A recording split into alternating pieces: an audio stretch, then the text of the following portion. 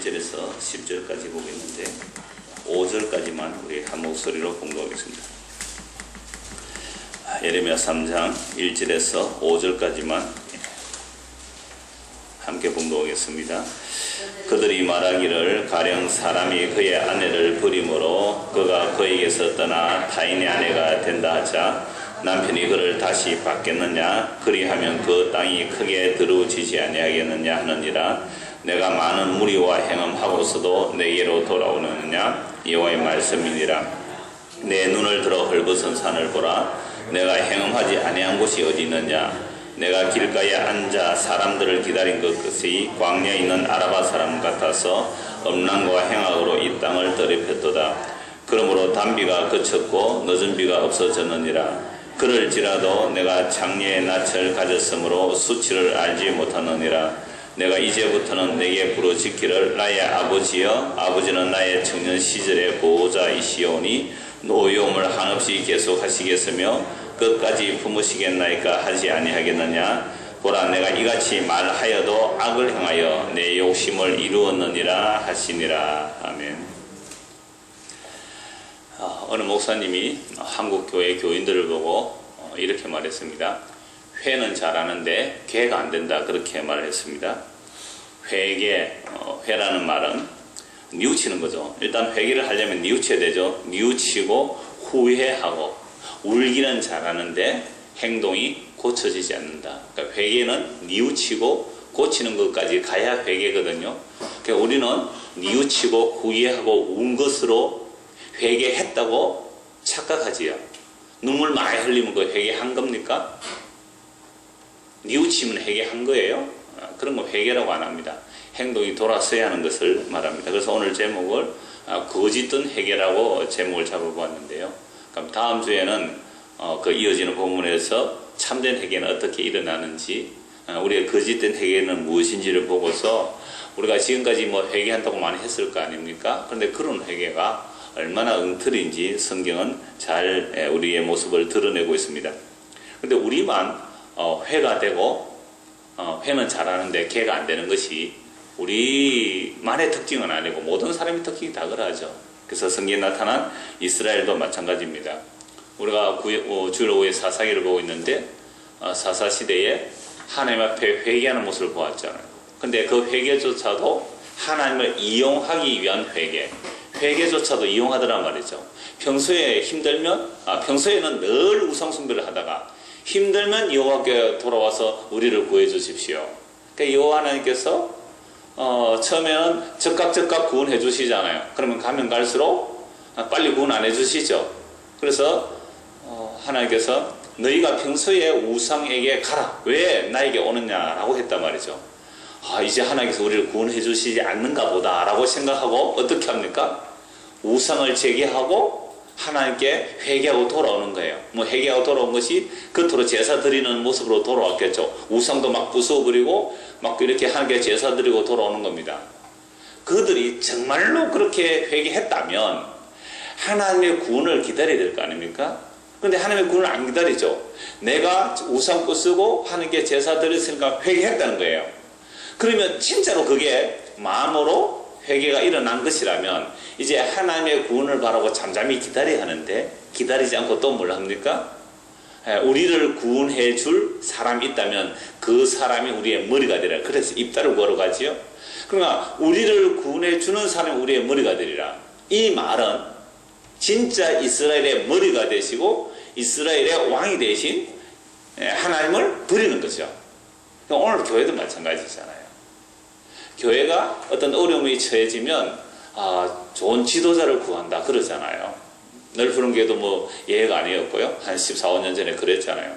하나님 우리에게 좋은 목사님 보내달라고 얼마나 여러분들이 금식했는지 모르겠습니다만은 릴레이 기도하고 처리하고 그렇게 기도하셨잖아요. 그렇게 기도했을 때 여러분들은 이렇게 기도했습니다. 저는 아직도 생생하게 기억나는데 하나님 우리 교회가 이제 말씀에 바로 서서 다른 교회의 본이 되는 교회가 되게 하여 주옵소서라고 기도했단 말이에요. 아직도 제가 그 기억이 있습니다. 그때 기도하신 기억이 나는, 여러분 기도하시는 내용을 들어서 기억이 나는데요. 자, 그렇게 기도하고 이제 우리가 바르게 회개했다면 정말 우리의 머리가 예수 그리스도여야 되잖아요. 교회는 머리는 예수 그리스도잖아요. 그러니까 우리가 진짜 회개했다면 우리의 모든 말과 행동과 삶의 방향, 목적들이 예수 그리스도, 우리의 머리 대신 예수 그리스도에게 지도를 받아 살아가는 그게 회개입니다. 근데 우리는 그렇게 기도했지만 결국 누구를 원했습니까? 눈에 보이는 사람을 원하고 또 내 가치관, 내 목적, 내 방향을 원하더라 이 말이죠. 그러니까 우리 실컷 기도하고 하나님의 뜻대로 살지 않는, 그러니까 회개조차도 거짓된 회개예요.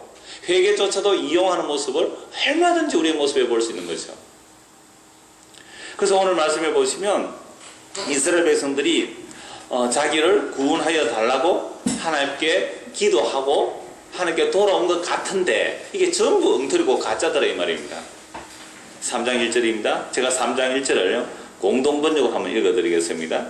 여러분들은 한글로 우선 방금 읽었으니까 제가 이 개역성으로 읽었으니까 공동번역을 한번 읽어보겠습니다.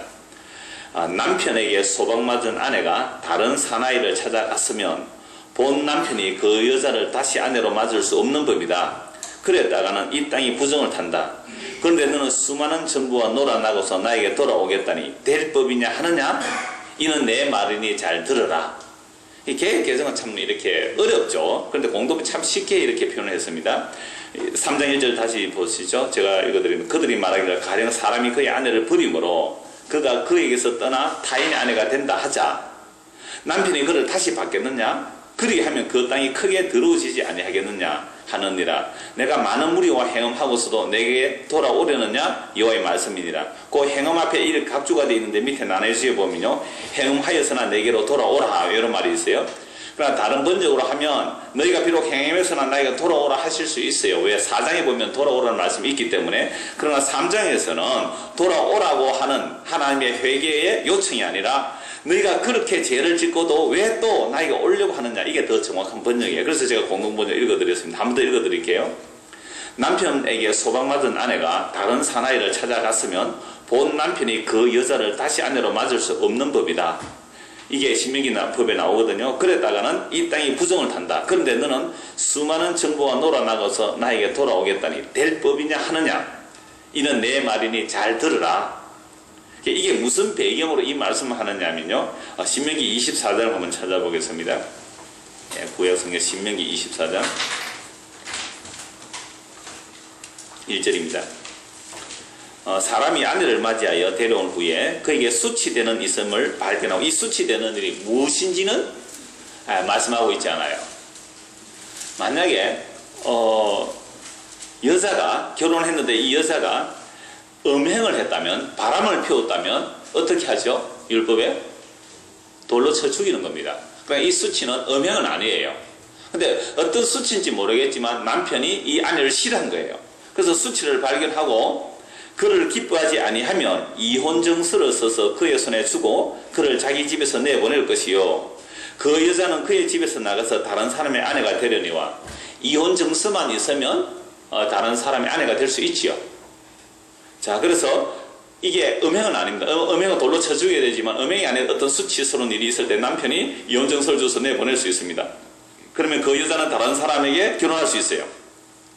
3절, 그의 둘째 남편도 그를 미워하여 이혼정서를 써서 그의 손에 주고 그를 자기 집으로 해서 내보냈거나 또는 그를 아내로 맞이한 둘째 남편이 죽었다 하자. 그 여자는 이미 몸을 더럽혀선즉 그를 내보낸 전 남편이 그를 다시 아내로 맞이하지 말지니 이 일은 여호와 앞에 가장한 것이라. 너는 내 하나님 여호와께서 내게 기업으로 주시는 땅을 범죄하게 하지 말지니라. 참 이상한 법이죠. 이 남자에게 유리하고 여자에게 상당히 불리한 내용 같지요. 아니, 음행했으면 물론 뭐 이혼 사유도 되고 돌로 쳐 죽여야 마땅 하지만 남자도 음행하면 그렇게 돌로 쳐 죽임을 당하는 겁니다.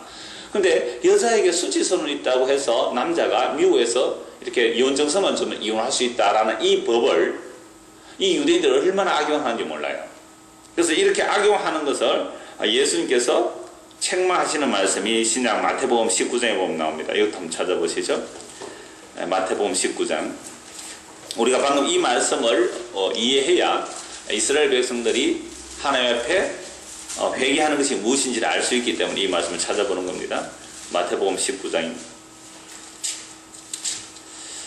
예수님께서 그 말씀을 마치시고 갈릴리를 떠나 요단강 건너 유대지기 이르시니 큰 무리가 따르는 예수께서 거기서 그들의 병을 고치시더라. 자, 이때 바리새인들이 이제 예수님께 와서 시험하여 질문하죠. 바리새인들이 예수님을 시험하여 질문하는 것은 어떻게 하든지 예수를 율법의 올무에 묶어서 율법을 범하는 자라고 고소할 거리를 찾기 위해서 시험해서 질문합니다. 그럼 그런 질문하는 애들 있죠. 학교 가면 학생이 좀 공부했다고 말이죠. 선생님이 테스트 해본다고 되게 어려운 문제 가져와가지고 막 질문하고 그런 애들 꼭 있죠. 목사한테 꼭 어려운 성경 가지고 물어보는 사람 있듯이요. 그래서 시험하여 물어보는 겁니다. 그래서 이렇게 묻죠. 어떤 이유가 있으면 그 아내를 버리는 것이 옳습니까? 예수께서 대답하여 이르시되 사람을 지으시니까 본래 그들을 남자와 여자로 지으시고 말씀하시기를 그러므로 사람이 그 부분을 떠나서 아내에게 합하여 그 둘이 한 몸이 될지니라 하신 것을 읽지 못하였느냐? 이게 어디에 나오는 말씀이죠? 창세기에 나오는 말씀이잖아요. 그래서 이제 둘이 아니요 한 몸이니 그러므로 하나님이 짝지어 주신 것을 사람이 나누지 못할지니라 하시니 여짜오되 그러면 어찌하여 모세는 보세요. 딱 걸고 넘어지죠. 이 사람들 바리새인들은 모세율법의 도사들이나 성경 다 외우는 자들이에요. 예수님께서 이혼하면 안 된다. 둘이 이제 합했으니까 하나가 되라. 하나님이 짝지어준 사람이 못 나눈다. 딱 바로 그러고 그러면 어째서 모세는 이혼 정서를 주어서 버림을 허락했습니까? 신명기 방금 우리 24절 읽었잖아요. 그래서 여자가 살다가 마음에 안 들면 남자는 이혼 정서 주어서 내보낼 수 있다. 왜 모세는 그렇게 명했지 않습니까? 자, 예수님 해석합니다. 8절. 예수께서 이르시되 모세가 너희 마음의 완악함 때문에 아내의 버림을 허락하였거니와 본래는 그렇지 아니하니라. 모세가 왜 이 법을 주었다고요? 너희의 악함을 인하여 이 법을 주었지 원래는 그 뜻 아니라 이거예요. 그럼 본래는 무슨 뜻인데요? 둘이서 하나 되어서 살아라. 근데 만약에 어떤 자가 엄행한 이유에 아내를 버리면 안 된다. 그래서 9절 내가 너희에 말하는 누구든지 엄행한 이유에 아내를 버리고 다른 데 장가는 가능함이니라. 자, 이 말씀이 뭐냐면 이제 유대인들 바리새인들이 딱 질문했죠. 그럼 모세율법은 왜 엄행하지 않았을지라도 내가 이혼하기를 원하면 남자가 이혼하기를 원한다면 여자에게 이혼정서만 주면 이혼할 수 있는데 라고 이제 대질문했죠. 그러니까 예수님께서 아니다. 원래 그런 것이 아니고 너희 마음의 완악감 때문에 모세가 그런 법을 임시방편으로 줬다 이 말이죠. 이게 무슨 말이겠어요? 남자 여자가 사는데 남자가 여자를 보니까 너무너무 미운 거예요. 이게 하는 꼴이 다 미워요. 도저히 살기 싫죠. 살기 싫으니까 남편이 아내에게 들어가지도 않는 겁니다. 남편의 의무도 다 안 해서. 그래서 맨날 구박하는 거죠. 그렇게 사느니 어떻게 하라고요? 여자를 이혼정서 줘서 내보내라. 이혼정서 안 써주면 다른 남자에게 시집을 못 가니까. 그래서 약자인 여자를 보호하기 위한 차원에서 그를 봐야 이혼정서 써주는 게 낫겠다고 너희 악한 때문에 이 법을 허락했다 이 말입니다. 제가 전에 더 스토닝이라는 영화 얘기했잖아요. 그러니까 이놈은 남자가 어떤 젊은 아가씨를 좋아하는 거예요. 왜 젊은 아가씨를 좋아해요? 그 젊은 아가씨 아버지가 의사인데 돈이 많아요. 그런데 무슨 사고를 쳐서 감옥에 갔는데 그 아버지를 빼내주는 조건으로 자기 딸을 주겠다는 거예요.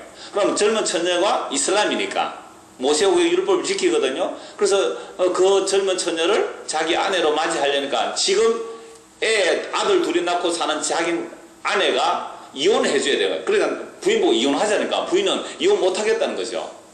그러니까 이혼을 조작해 만드는 겁니다. 이혼을. 그래서 이 여자가 바람 피웠다는 것을 조작하는 거죠. 좀 어리숙한 남자 부인 잃은 사람에게 일 좀 도와주러 가라고 동네에서 허락했는데 그들과 함께 짜고서는 돌로 쳐 죽이는 게 더 스톤이라는 영화였거든요.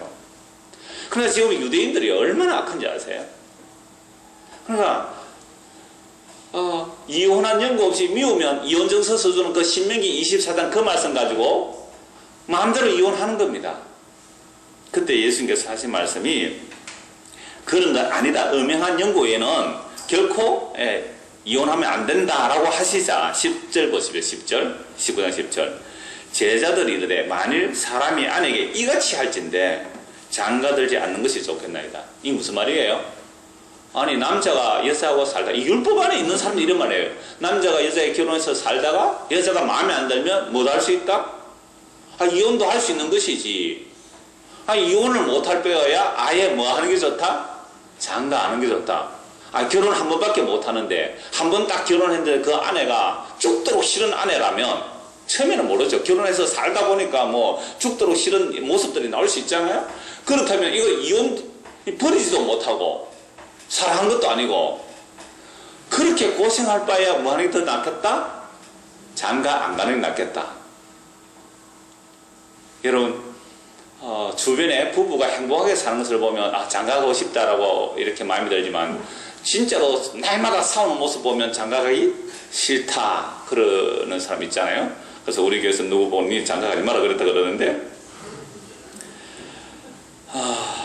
우리 자녀들도 그럴 거예요. 엄마 아빠가 행복하게 살면 결혼하고 싶다 하죠. 엄마 아빠가 날이면 날마다 싸우면 나는 시집장 안 가겠다 막 그러는 사람도 있을 거예요.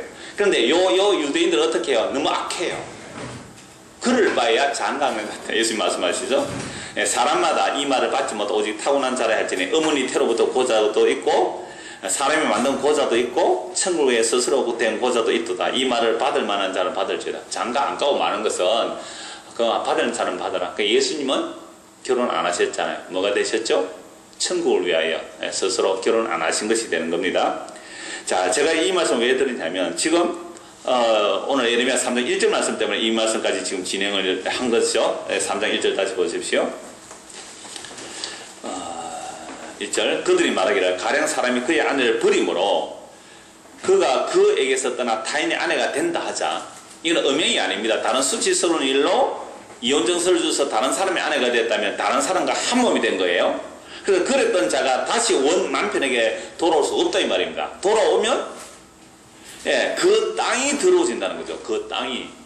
하나님의 약속의 땅은 왜 이런 법을 주시느냐면, 여호와 하나님이 남편이시고 이스라엘은 신부예요. 그래서 정결한 남편과 정결한 신부, 그 결혼 관계를 말하는 겁니다.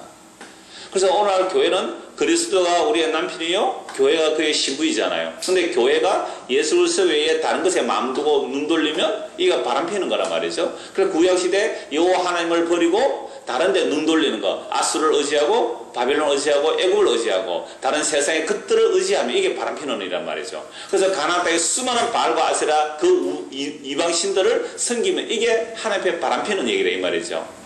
그래서 이혼증서를 써 주었을 때에 그가 다른 남자, 이 남자, 저 남자에게 돌아다니다가 돌아온다면 받겠느냐 이 말입니다. 너희는 받겠느냐?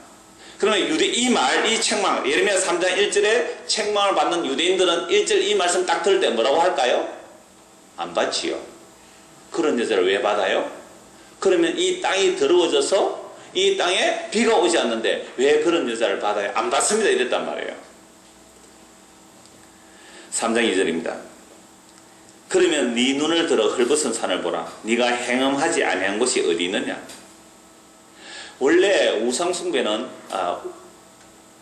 큰 상수리나무 또는 울창한 푸른 나무 이런 데 밑에서 우상의 제단을 많이 쌓아둡니다. 우리도 시골에 가면 알리구의 선앙강이라고 큰 아름다운 나무는 항상 금주를 신었잖아요. 그걸 신령한 보호수, 우리 말을 지키는 신을 해서 거기에 빌고 이러잖아요. 거기에서 제사도 드리고. 이런 우상숭배가 가득한데, 심지어 그런 곳에서는 너무 우상숭배가 많아가지고 어디까지 있다고요? 헐벗은 산, 벌거벗은 산에도 우상숭배의 흔적이 다 있다. 탐심을 가지고 너희의 우상이 스뭇만큼 많다 그랬잖아요. 그 이스라엘의 스뭇수만큼 많다. 그러나 이렇게 엄청난 우상숭배가 가득하다. 너희가 한번 돌아봐라. 우상숭배하지 않은 것이 있느냐. 저는 이 말씀을 가지고 볼 때 우리가 이 땅에 걸어가며 또 길을 가며 무슨 일을 하든지 이 천지를 이렇게 보잖아요. 하늘과 땅을 보고 길을 보고 어떤 뭐 사물을 보고 다 볼 때 견물생심, 그죠? 좋은 것을 보면 가지고 싶은 마음이 들잖아요. 그래 목사님 지나가다가 멋진 예배당에 있으면 와 멋있다. 무슨 마음이 드는 거죠? 그거 가지고 싶다는 거예요. 그 순간 그 예배당이 나의 뭐가 되죠? 우상이 되는 거잖아요. 그러니까 거기서 나는 지금 뭐 한 거죠? 음행한 겁니다. 바람핀 걸. 예수님이 계시면 되지. 왜 네가 다른 그런 멋진 건물에 마음을 두었느냐? 그게 그 순간 나는 그 예배당 보면서 음행을 한 거예요. 마음의 업력을 품었잖아요. 이미 마음에 가늠한 거예요, 이건. 마음의 영역품은 이미 가늠한 거란 말이죠. 그런데 가다가 좋은 물건을 봤다? 또 다른 거 어떤 것을 봤다? 우와, 좋네? 영역을 풀 수 있잖아요. 이런 말씀을 하는 겁니다. 그 헐벗은 산들을 보라. 그곳에서도 네가 간 곳마다 다 행음했다. 우리가 마음에 탐심을 품고 하루 종일 살았다면 우리가 만난 하루 종일 모든 사건 사물들이 다 음행의 대상이었단 말이죠. 어떤 모습으로요? 네가 길가에 앉아 사람들을 기다린 것이 광야에 있는 아라바 사람 같아서 음란과 행악으로 땅을 더럽혔도다. 이 아라바 사람들이 이렇게 길에 싹 매복해 있는 이유가 뭘까요? 아라비아 사람들, 뭐 요즘은 안 그렇겠지만 옛날에는 광야에서 먹고 살 길이 없잖아요. 그래서 뭐하고 살았을까요? 아라비안 나이터, 40인의 도둑 얘기 다 아시잖아요. 왜 아라비안 나이터가 도둑놈 얘기가 나올까요? 약탈하고 사는 겁니다. 광야에서 먹을 거 없잖아요. 그러니까 대상들 딱 지나가면 모래 산 뒤에 딱 숨어가지고 하루를 있든지 뭐 이틀 있든지 다 기다리고 있는 거예요. 그래서 덮치려고요. 그래서 빼앗아 오는 것처럼 그 정도로 이스라엘 백성들은 뭐 하기 바빴다? 우상숭배하기 그렇게 마음을 다 잡고 있었단 말이죠. 우상숭배할 마음으로 가득 찼다. 이런 아라비아 사람들이야. 지금 아라비아 사람들이 아니겠죠. 옛날 약탈하는 사람들은 그게 생존이 걸려 있거든요. 약탈은 생존이 걸려 있잖아요. 제가 전에 어떤 징기스칸이라는 허영만의 만화를 보니까 그 몽골 사람들 이야기 아닙니까? 그러니까 늑대가 사슴이나 이런 어떤 자기 잡아먹을 걸 사냥하기 위해서 늑대가요. 와, 대단합니다. 뭐 늑대가 쉽게 사냥은 아니더라고요. 바람이 불면 바람 반대 방향으로 가는 거죠. 가서 하루 종일 엎드려 기다리는 겁니다. 하루 종일. 그래서 그 뭐 사슴이라든지 뭐 이렇게 뭐 노루라든지 이런 짐승들이 풀을 뜯어먹도록 기다린대요. 풀을 뜯어먹고 잔뜩 풀을 뜯어먹고 배가 잔뜩 부를 때까지 기다린답니다. 그럼 배가 잔뜩 부르면 나란 애가 못 뛰어간대요. 그때 늑대가 달려들어서 잡아먹는다는 겁니다. 근데 배가 반쯤 찼을 때는 너무 잘 달렸기 때문에 늑대가 사냥 확률이 떨어진대요. 늑대가 하루 종일 굶어보세요. 얼마나 배고플까요? 탁 엎드려 있다가 기회를 봐서 탁 잡아먹더란 말이에요. 지금 이스라엘이 우상 숭배하는 것이 이런 모습이다 이 말입니다. 여러분 이런 말씀 보니까 여러분 어때요? 나는 안 그런데 이런 생각이 들어요? 아니면 나도 그런데 라는 이런 생각이 들어요? 나도 그런데 라는 생각이 드시면 지금 은혜를 받는 중이고요. 나는 안 그런데 라고 하신다면 이 사람은 회개가 안 일어난 사람입니다. 우리의 마음의 생각과 계획이 항상 이런 음욕과 탐심, 욕심을 가지고 살기 때문에 우리는 늘 그래요. 길 가다가도 돈이나 떨어졌으면 좋겠다는 생각을 왜 그렇게 많이 하는지 몰라요? 이제 어른들은 이제 별로 안 하면 애들은 그러더란 말이죠. 그래서 이 아라바 사람 같아서 다 기다리는 것처럼 행음하기 위해서 다 기다리고 있는 거예요. 자, 3절. 그러므로 단비가 그쳤고 늦은 비가 없어졌느니라. 그러니까 이스라엘은 애굽 땅과 달라서 비를 흡수하는 땅이거든요. 애굽에는 비를 광개수로 해가지고 물이 몰면 강에서 이래 발 수차로 물 끌어올리면 됩니다. 인공적으로 농사를 지을 수 있는 거예요. 애굽 강가에는. 근데 가나안 땅은 비가 한번 싹 오면 제주도 땅 같아서 비가 올 때 싹 흐르다가 비가 그치면 그냥 강물이 말라버리는 거죠. 그래서 이스라엘의 농사는 철저하게 천수답이에요. 하늘에 매여 있습니다. 그래서 이른 비와 늦은 비라는 것은 씨를 뿌릴 때 반드시 비가 와야 됩니다. 그래서 땅이 부드러워져야 되고 그걸 갈아엎고 씨를 뿌리고요. 그 다음에 추수하기 직전에 곡식이 익을 때 물이 필요합니다. 나락도 마찬가지거든요. 그 나락이 익을 때 제일 물이 많이 필요해요. 그래서 딱 그때에 하늘에서 비를 적절하게 주어야 추수를 할 수가 있습니다. 그러니까 이른 비와 늦은 비는 농사에 없으면 안 되죠. 그런데 지금 가나안 땅은 이른 비와 늦은 비가 단비가 그쳐버렸습니다. 그렇다면 이제 뭘 생각해야 되죠? 아, 우리가 우상숭배를 했구나. 그래서 회개해야 되겠구나. 이게 신명기에 나오는 말씀입니다. 너희가 범죄하면 하늘을 닫아버리고 비가 내오지 아니하리라. 또 솔로몬이 성전을 짓고 나서 열왕기상 8장에 보면 우리가 비가 오지 않거나 밭에 깐부기가 되거나 전염병이 들거나 살인진드기가 한 사람 오늘 죽었다 그랬죠? 살인진드기 제철 한국에서 죽어. 살인진드기가 나타나거나 그런 일이 일어난다거든 너희 중에 혹 한 사람이라도 자기 죄를 깨닫고 회개하면 하늘에 계신 하나님께서 비를 내려주시고 그 전염병을 물러가게 해주신다고 열왕기상 8장에서 말씀하고 있거든요. 그러니까 우리가 이 세상에서 뉴스를 보든지 신문을 보든지 이 세상에 일어나는 그 모든 악한 이야기들이 뭐 4대악 지금 제거한다고 그렇게 광고가 나오고 하는데 그런 악들을 볼 때에 그거 우리가 다 회개할 이야기들이란 말이에요. 왜? 우리 속에 그게 다 들어있기 때문에. 그래서 담비가 그치고 늦으면 없어졌다면 정말 회개해야 되는데 회개를 안 해요. 왜? 무엇 때문에? 네가 장래의 낯을 가졌으므로 수치를 알지 못하느니라. 그러면 장녀는요 남자를 하나라도 더 끌어들여야 돈을 벌기 때문에 뻔뻔해요. 남자를 유혹하는 거 장녀들은 뻔뻔하단 말이에요. 전도서도 나오는 말씀이잖아요.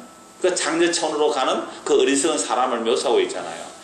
아주 아름답게 꾸미고 내 남편은 말이지 은주문을 가졌으니까 보름이나 돼야 들어올 거라고 내가 지금 좋은 요를 깔아놨고 향수를 뿌려놓았으니 나와 사랑을 협조해야 하자 아주 노골적으로 유혹한단 말이에요.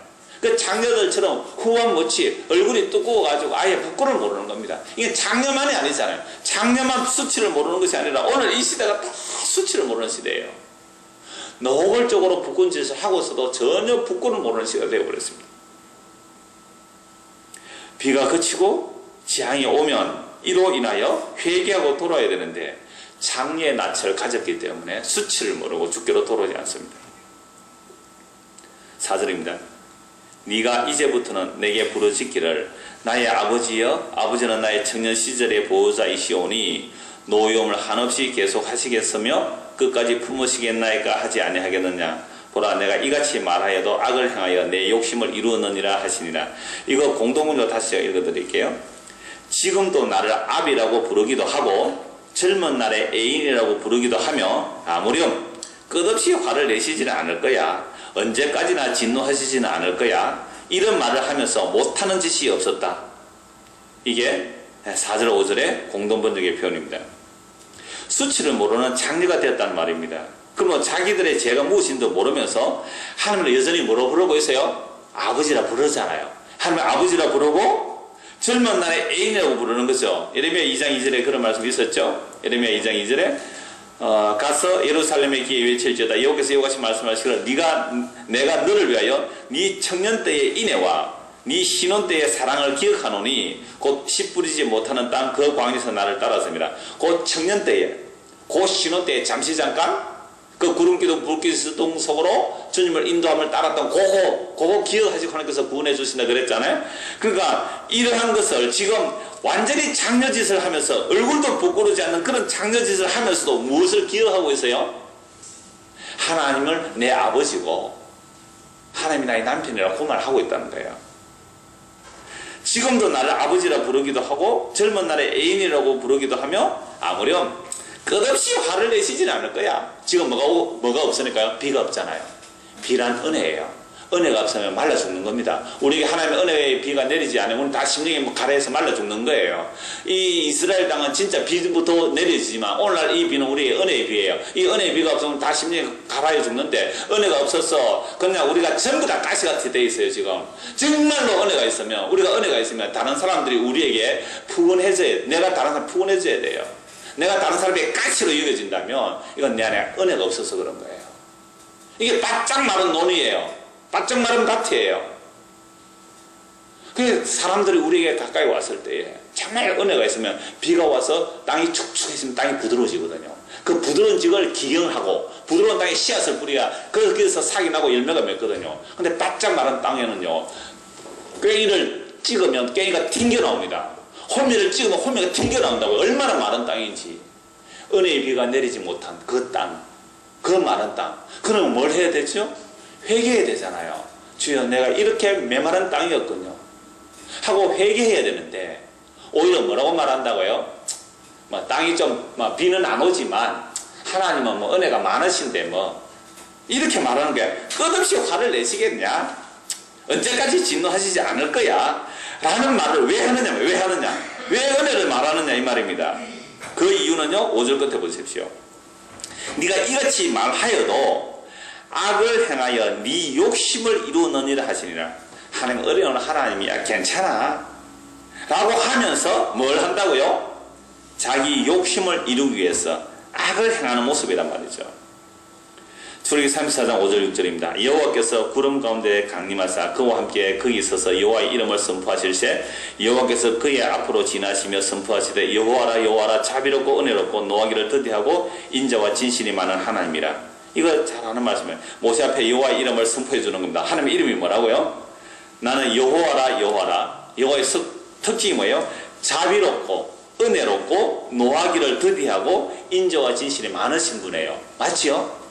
그래서 하나님께서 자기를 사랑하는 자에게는 얼마나 은혜를 베푸시고요? 천대나 은혜를 베푸시고 자기를 거역하는 자는 3, 4대 하나님께서 심판하신다 그랬잖아요. 여러분 천대와 3, 4대 비교해 보십시오. 그 정도로 하나님의 진노는 잠깐이고 하나님의 은혜는 영원하고 무궁하십니다. 이 말씀을 이스라엘이 잘 알아요. 그래서 잘 아니까 지금 장려짓을 하고 음행하고 그래서 하늘에서 비가 내리지 않아서 딱딱하게 말라있는 상태이지만 회개하는 것이 아니라 뭐라고 얘기한다고요? 하나님은 은혜가 많으시니까 설마 우리를 그냥 버리시겠느냐 라고 하는 하나님의 은혜를 얘기하면서 뭘 하기 위한 은혜를 이야기하는 거예요? 더 악을 행하기 위해서 은혜를 말하고 있는 거예요. 회개하고 주께로 돌아가기 위해서 은혜를 말한 게 아니고 내가 행하고 있는 이 악행을 그대로 유지하기 위해서 하나님의 은혜를 이야기하고 있다 이 말입니다. 이게 거짓 회개예요. 이게 이스라엘 이야기입니까? 이게 늘 흐른 교회 이야기입니까? 이게 우리 교회 이야기입니다. 바로 오늘 우리 이야기란 말이죠. 여러분 우리는 복음과 종교를 압니다. 종교가 틀렸다고 비판합니다. 신비주의가 아니라고 압니다. 금욕주의가 아니라고 우리는 판단도 합니다. 그리고 복음이 무엇인지 너무 말 잘해요. 복음이 뭐며 종교가 뭐냐? 대답 잘합니다. 종교는 인간이 정성을 바쳐서 신에게 복을 받아 내자고 하는 것이 종교입니다. 복음은 그런 죄인들을 하나님께서 일방적으로 은혜를 베푸십니다. 얘기 다 해요. 은혜가 어떤지 말을 다 한단 말이에요. 그러면서도 마땅히 하나님을 사랑하고 이웃을 사랑해야 하는데 뭐라고 우리는 변명하고 넘어갑니까? 죄인인데 뭘 우리가 별 수 있나? 그런 죄인이기 때문에 하나님의 아들이 대신 죽었잖아. 우리가 뭐 할 수 있다면 하나님의 아들이 죽을 이유가 없지 않느냐고. 우리는 하나님의 아들이 대신 죽을 정도로 불가능한 죄인들이니까 우리는 그저 주시는 은혜만 산다고 라는 말 우리가 합니까 안 합니까? 다 합니다. 그런데 그 말 왜 합니까? 하나님 정말 내가 잘못했습니다. 내가 하나님을 사랑하지 않고 이웃을 사랑하지 않고 나는 나만 사랑했고 나는 남을 아프게 했고 나는 나의 유익만 구했고 남의 유익을 돌아보지도 않았던 사람입니다. 이런 죽을 죄인입니다. 나는 지옥 가도 마땅합니다. 그러하온데 주여 주의 긍휼과 자비를 베풀어 주소서 라고 하기 위해서 진짜 회개하기 위해서 주의 긍휼과 자비와 사랑을 말하는가? 아니면 그래 하나님 뭐 일방적으로 용서하시는 거지 우리가 뭐 할 수 있는 거 뭐 있는데 라고 하면서 자기의 욕심을 채우기 위해서 그 말을 하는가? 저는 후자라고 생각합니다. 정말 후자라고 생각해요. 제 자신을 봐도 마찬가지입니다. 남에게 말할 건 없잖아요. 우리 교회를 봐도 마찬가지입니다. 거짓된 회개를 위해서 자기의 악을 행하기 위해서 자기 욕심을 채우기 위해서 하나님 이야기하고 복음 이야기하고 주님의 일방적인 용서 얘기하고 언약 얘기 다 하더라 이 말입니다. 뭐 하기 위해서? 마음대로 죄 짓기 위해서. 이게 복음일까요? 이게 복음 들은 사람들의 모습일까요?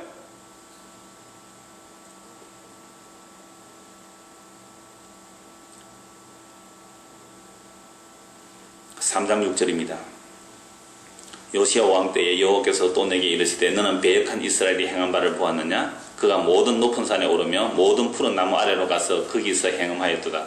그가 이 모든 일들을 행한 후에 내가 말하기를 그가 내게로 돌아오리라 하였으나 아직도 내게로 돌아오지 아니하였고 그의 반역한 자매 유다는 그것을 보았느니라. 내가 배역한 이스라엘이 간음을 행하였으므로 내가 그를 내쫓고 그에게 이혼수까지 주었으되 그의 반역한 자매 유다가 두려워하지 아니하고 자기도 가서 행함을 내가 보았노라. 지금 요시야 왕 때의 이야기를 합니다. 요시야 왕 때 조금 이따 말씀드리고요. 그래서 이스라엘이 얼마나 간음을 많이 했는지 8절 보십시오. 자, 3장 1절에서는 수치되는 일로 인하여 이혼 증서를 주어도 그들이 다시 본 남편에 못 들어온단 말이죠. 땅이 더러워진다고. 그런데 이제는 이스라엘 완전히 간음을 했습니다. 간음은 반드시 이혼 증서를 주었죠. 그러면 간음을 했다면 이혼 증서를 주는 게 아니고 뭐 해야 되죠? 돌로 쳐 죽여야 됩니다. 그런데 이혼 증서를 줬다는 것은 굉장히 남편이 후하게 대접한 거예요. 이혼 증서를 줬다면 그 이혼 증서 준 결과가 어떻게 되죠? 북이스라엘은 아수르에 멸망하는 거예요. 사로잡혀 간 겁니다. 왜? 하나님께서 혼인관계를 깨어버리니까 그들이 하나님의 혼인관계를 깬 게 아닙니다. 그들이 가늠하고 그들이 행해서 하면서 내버려 두신 거예요. 내버려 두니까 이혼증서를 줘버리니까 그들이 어디로 잡혀가요? 북이스라엘이 아수르에 멸망했잖아요. 그러면 그게 이혼당한 거예요. 북이스라엘이. 여러분 자매라고 표현하거든요. 북이스라엘 언니, 그 남유다는 동생. 그러면 언니가 잡혀가는 것을 보면 동생이 정신 차려야 되잖아요. 그러면 우리의 자녀를 키울 때 딸 둘이가 있다면 큰 딸 혼내면요 둘째 밑에 딸은 알아서 깁니다. 그렇잖아요. 저도 기억 말해요. 큰 딸 혼내면 둘째는 알아서 다다닥 정리하고 한단 말이에요. 그런데 놀랍게도 북이스라엘을 하나님께서 이혼증서 주어서 아수르에 멸망하게 하는데 남유다는 정신 안 차리고 더 우상숭배하더라 이 말입니다. 9절 그가 돌과 나무와 더불어 행음함을 가볍게 여기고 행음하여 이 땅을 더럽혔거늘 이 모든 일이 있어도 그의 반역한 자매 유다가 진심으로 내게 돌아오지 아니하고 거짓으로 할 뿐이니라. 여호와의 말씀입니다. 보세요. 북이스라엘이 그렇게 멸망을 보고 정신 차리고 회개가 주께로 돌아가야 되는데 말로서는 주께로 돌아왔다고 하는데 어떻게 돌아와요? 진심으로 도저히 않고 어떻게 해요? 거짓으로 할 뿐이다. 어떻게 말한다고요? 여호와는 자비롭고 노하기를 더디하시니까 끝까지 노하시겠느냐? 우리를 구원해 주실 거야? 라는 거짓된 생각으로 악을 행하고 있는 모습을 책망하고 있는 것입니다. 이거 바로 오늘 저와 여러분의 얘기 아닙니까? 요시아 때가 언제입니까? 요시아 왕은요, 물론 그 남쪽 유다 멸망 직전의 왕인데 이 요시아 왕은 가장 확실하게 개혁한 왕입니다. 이스라엘의 솔로몬 우상숭배만 했는데 솔로몬 사후에 개혁한 왕 중에 가장 잘 개혁한 히스기야 왕으로 알고 있잖아요. 심지어 그 모세가 노뱀을 만들 때 그 노뱀을 우상으로 섬기고 있었거든요. 그 노뱀 부숴버린 겁니다. 대단한 개혁가죠. 노뱀을 부수었다니까요. 이게 우리는 뭐 별일 아닌 것 같지만 히스기야가 노뱀을 부수었다는 것은요 대단한 개혁입니다. 그렇게 히스기야 개혁했을지라도 요시아만큼은 개혁 못했어요. 요시아는 악한 왕 므낫세의 아들입니다. 희한하죠? 히스기야가 므낫세 나왔어요. 그런데 므낫세는 악한 왕이에요. 근데 므낫세의 아들은 또 엄청난 종교를 했는데 이 요시아가 므낫세의 아들인데 8살 때 왕이 됩니다. 8살 때 왕이 되고 18세 되었을 때에 8살 때 왕이 되고 왕이 된 지 18년 만에 그러면 26살쯤 되죠. 26살 때 이 요시아 왕이 성전을 수리하라고 명령합니다. 근데 성전을 수리하다가 뭘 발견하죠? 율법책을 발견합니다. 그러나 그전에는 뭐도 없었어요? 율법책도 없었어요. 그러니까 율법책이 성전 창고에 처박혀서 보기도 안 했다 이 말이에요. 왕이 율법책으로 통치했는데 왕이 율법책을 가까이 두고 그걸 백성을 다스려야 되는데 율법책이 없었단 말이에요. 그러니까 므낫세 시대 때 얼마나 온 이스라엘이 그 남유다도 물론 남유다의 온통 우상숭배에 가득했다. 가득 성전 안에까지 온갖 우상이 가득했어요. 그런데 이 요시아가 성전을 수리하다가 율법책을 발견했죠. 그걸 읽을 때 요시아가 옷을 잡아줬습니다. 큰일 났다. 이 저주가 우리에게 임할지 훌다 여선지자에게 가서 물어보라. 이 훌다 선지자가 이 말씀대로 이 유다가 저주받을 겁니다. 했을 때 요시아가 회개하고 온통 계획을 일으키는데요. 어마어마한 계획을 일으킵니다. 그게 바로 요시아 왕 때라는 3장 6절에 요시아 왕 때라는 말씀이에요. 자, 열왕기하 22장 보겠습니다. 열왕기하 22장 열왕기하 22장 예레미야에서 앞쪽으로 쭉 넘기세요. 시편 앞에 있습니다. 열왕기하 22장 19절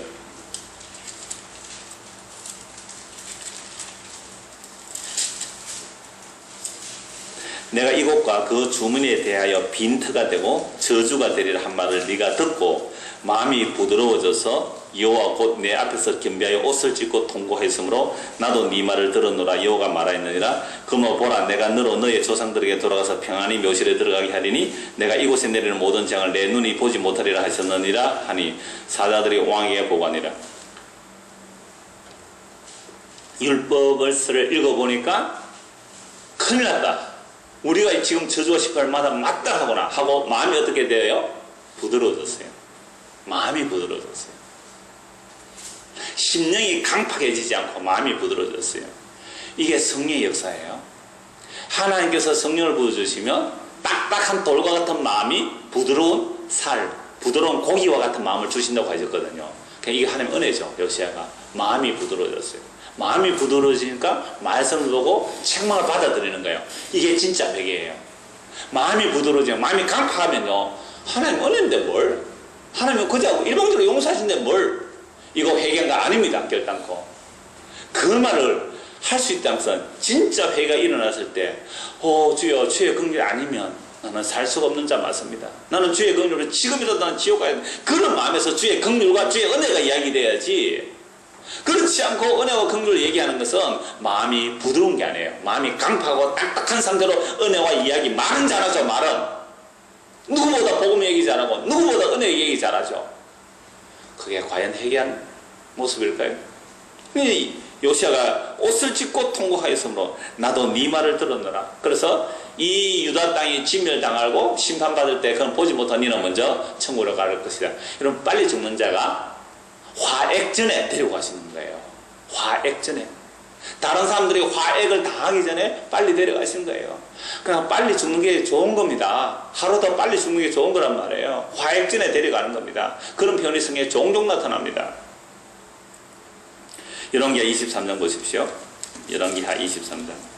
왕이 보내 유다와 예루살렘의 모든 장로를 자기에 모으고 이에 왕이 여호와의 성전에 올라가며 유다 모든 사람과 예루살렘 주민과 제사장과 선지자들과 모든 백성이 노소를 막론하고 다 왕과 함께 앉으라. 왕이 여호와의 성전 안에서 발견한 언약책의 모든 말씀을 읽어 무리의 귀에 들리고 왕이 단위에 서서 여호와 앞에서 언약을 세우되 마음을 다하고 뜻을 다하여 여호와께 순종하고 그의 계명과 법도와 율례를 지켜 이 책에 기록된 이 언약의 말씀을 이루게 하리라 하며 백성이 다 그 언약을 따르기로 하니라. 자, 이제 왕이 시켜서 쭉 우상 숭배하는데요. 우상 숭배하는 것을 부숴내는데요. 4절 보십시오. 왕이 대제사장 hil기야와 모든 부제사장들과 문을 지킨 자들에게 명령하여 바알과 아세라와 하늘의 일월 성신을 위하여 만든 모든 그릇들을 여호와의 성전에서 내다가, 여호와의 성전에 뭐가 들어가 있습니까? 바알과 아세라, 해와 달과 별들을 심긴 우상 숭배한 그릇들이 성전 안에 가득했습니다. 오늘 우리의 마음이 성전인데요, 우리의 마음에 예수 그리스도가 아닌 다른 것들로 채워지면 똑같은 우상 숭배의 마음이 되는 것이죠. 예루살렘 바깥 기드론 밭에서 불살하고 그것들의 죄를 베들로 가져가게 하고 옛적에 유다 왕들이 세워서 유다 모든 성읍과 예루살렘 주의 산당들에게서 분향하며 우상을 섬기게 한 제사장들을 패하고 또 바알과 해와 달과 별대와 하늘의 모든 별에게 분향하는 자들을 패하고 또 여호와의 성전에서 아세라상을 내다가 예루살렘 바깥 기드론 시내로 가져다가 거기서 불사르고 빻아서 가루를 만들어 그 가루를 평민의 묘지에 뿌리고 또 여호와의 성전 가운데 남창의 집을 걸었으니 그곳은 여인이 아세라에게 휘장을 짜는 처소이더라. 여호와의 성전에 뭐까지 들어있었어요? 남창, 남자 창기까지 있었어요. 동남. 또 유다 각 성읍에서 모든 제사장 불러 모으고 또 제사장 분양하던 산당을 개바에서부터 보엘사바에 더럽게 하여 또 성문의 산당을 헐어버렸으니 이 산당들은 그 성읍의 지도자 여호수아 대문 어기 곧 성문 왼쪽에 있었더라. 하여튼 이런 우상 숭배들이 가득했습니다. 28절 보십시오. 26절 보십시오. 요시야가 계획한 내용을 평가하는 내용입니다. 25절에 요시야와 같이 마음을 다하며 뜻을 다하며 힘을 다하여 모세의 모든 율법을 따라 여호와께로 돌이키는 왕은 요시야 전에도 없었고 후에도 그와 같은 자가 없었더라. 그러나 여호와께서 유다를 향해 내리신 그 크게 타오르는 진노를 돌이키지 아니하셨으니 이는 므낫세가 여호와를 경노하게 한 그 모든 경노 때문이라. 여호와께서 이르시되 내가 이스라엘을 물리친 것 같이 유다도 내 앞에서 물리치며 내가 택한 이 성 예루살렘과 내 이름을 거기에서 두리라 한 이 성전을 버리리라 하셨더라. 이게 요시야 때입니다. 그러니까 지금 예레미야 선지자가 요시야 왕 때 같이 활약했거든요. 근데 요시야 왕이 이렇게 전무후무한 계획을 했습니다. 놀랍죠. 이렇게 계획하는 왕이 없어요. 유월절을 지켜도 요시야만큼 완벽하게 유월절을 지키는 왕이 전에도 없었고 후에도 없었다 그럽니다. 전무후무할 정도로 계획을 엄청나게 했지만 제대로 회개한 사람은 요시야 한 사람이었습니다. 물론 이때 개혁해서 이들이 그 말씀을 가지고 바벨론 포로로 끌려가는 것은 있습니다만은, 그러니까 이들이 제대로 회개하는 사람은 없었단 말이에요. 왜? 겉으로는 했죠. 겉으로는 우상 다 부숴냈습니다. 성전에서 우상 다 몰아냈습니다. 그러나 그 마음으로부터의 회개는 거의 없었다는 거예요. 이게 뿌리 깊은 이스라엘 백성들의 죄악인데요. 뭐라고요? 우리는 하나님 아버지를 믿으니, 은혜가 많으신 하나님을 믿으니. 그 말을 하는 이유는 회개하기 위해서 하는 것이 아니라 더 죄를 짓기 위해서 그 말을 사용하는데, 저는 이 말씀을 보다가 이게 저의 모습이구나. 저도 복음을 처음 들을 때 그런 마음이 들더라고요. 이야, 하는 게 다 죄인데 뭐 어차피 이것도 죄고 저것도 죄인데 나 안 할래? 내 편한 대로 할래? 내 만족과 내 유익에 살래? 이것도 죄고 저것도 죄인데 뭐, 그런 모습이 나오더란 말이에요. 여러분들도 마찬가지일 거예요. 그러니까 하나님의 은혜와 긍휼을 얘기하면서 자기의 욕심대로 행하고자 하나님의 은혜를 얘기하는 거예요. 하나님의 용서를 얘기하는 거예요. 하나님의 자비를 얘기하는 거예요. 이게 뭐라고요? 거짓된 회개입니다. 그래서 예레미야 3장 10절 제가 세 번역으로 읽어드리겠습니다. 이런 온갖 음행을 하면서도 배신한 자매 유다는 근성으로 나에게 돌아온 척만 하고 진심으로 돌아오지는 않았다. 나 주의 말이다. 북이스라엘의 멸망을 보고 남유다가 회개한 것이 아니란 말이죠. 이 모든 것을 보고 이 온갖 음행을 행하면서도 배신한 자매 유다는 근성으로 나에게 돌아온 척만 하고 진심으로 돌아오지 않았다. 나 주의 말이다. 돌아오는 채만 했고 근성으로 나에게 돌아온 척만 하고 진심으로 돌아오지 않았다고 합니다. 이 모습이 과연 이스라엘과 유다만의 모습이겠습니까? 바로 오늘 우리의 모습이지 않습니까? 교회를 다닙니다. 회개도 했다고 합니다. 예수 믿는다고 합니다. 그러나 근성으로 회개했다고 합니다. 복음을 듣고 이 세상이 어떠함을 알아? 세상 사랑하기를 멈추고 예수님을 더 사랑하십니까? 아니면 복음 듣고서 옛날에 좀 찔리던 것조차도 오히려 자유해가면서 더 세상을 사랑합니까? 그러면서도 하나님은 우리의 구원이고 하나님은 용서가 많으시고 자비가 많으시니 하나님께서 우리를 용서하실 거야. 이게 바로 이스라엘 백성들의 거짓된 회개였습니다. 끝으로 베드로후서 3장 7절 9절 읽고 말씀 마무리하겠습니다. 베드로후서 3장입니다. 그러면 어떻게 살아야 합니까? 베드로서 3장에 보면 주의 날이 도적같이 임할 것이라고 말씀합니다. 베드로서 3장 8절입니다.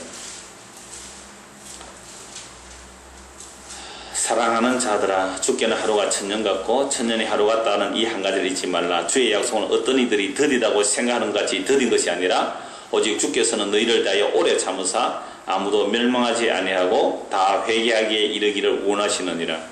여러분, 예수님의 재림이 아직 일어나지 않은 이유가 무엇일까요? 바로 오늘 저와 여러분이 회개하기를 기다립니다. 어떤 회개요?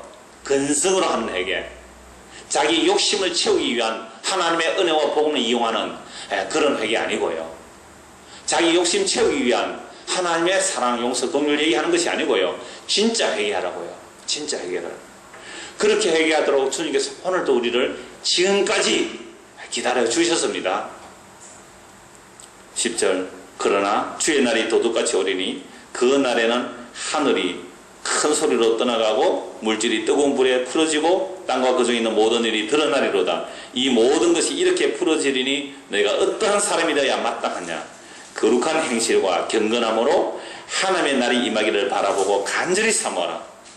그러니까 진짜로 회개했다면 불에 다 없어질 것 그거 바라보지 아니하고 하늘과 새하늘과 새 땅, 그 주님의 날, 우리 주 예수 그리스도 재림하신 그 날을 간절히 사모하며 기다립니다. 그 날에 하늘이, 지금 보는 땅들이 불에 타서 풀어지고 물질이 뜨거운 불에 녹아지려니와 우리는 그의 약속대로 의가 있는 곳인 새 하늘과 새 땅을 바라보도다.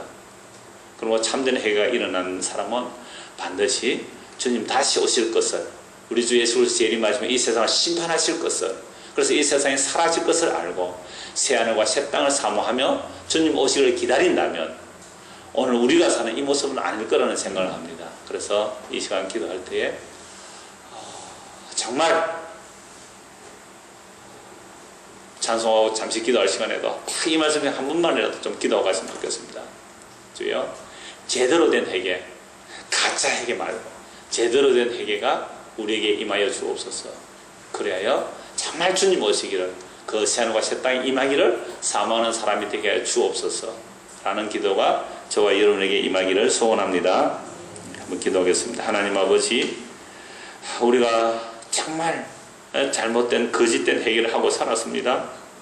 복음을 이야기하고 용서와 긍휼을 얘기했지만 우리의 욕심을 채우기 위해서, 우리의 악을 행하기 위해서 그런 말을 했습니다. 이게 근성의 회개고 참된 회개가 아니었습니다. 이 자리에서 우리를 돌이켜 주시옵소서. 그래야 주님 오시기를 기다리며 경건함과 두려움으로 살아가는 믿음의 사람이 되도록 은혜를 베풀어 주옵소서. 예수님 이름으로 기도드리옵나이다. 아멘. 시간이 많이 지나서 바로 기도하도록 하겠습니다. 우리 말씀을 생각하면서 반주 좀 해주시고요. 예.